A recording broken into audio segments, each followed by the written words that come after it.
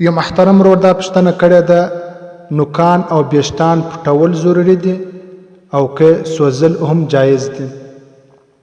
الجواب حامده و مسولیه. د احادیثو د کتابو څخه دا معلومیږي چې بیشتان او نوکان پټول دا مستحب عمل دی، ځکه په هغه کې حکمت دا بیان کړی دی چې ساحرین په هغه سره بازي نه وکړي په بیشتان او په نوکان سره. او بل د انسان ټول اجزا دا مکرم او محترم دي، د دې وجه څخه انسان د پاره پکار دي چې په ګندګي او داسې خراب ځای نه وغورځوي او نه وسوځي. په حواله سره مرکات المفاتيح جلد نمبر 8 صفحه 260.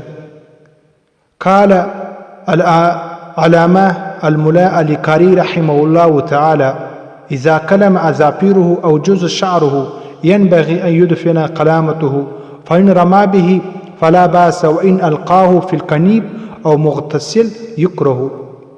بحر رائق جلد نمبر 8 صفحه 222. فتاوا شامل جلد نمبر 5 صفحه 415. فقط والسلام.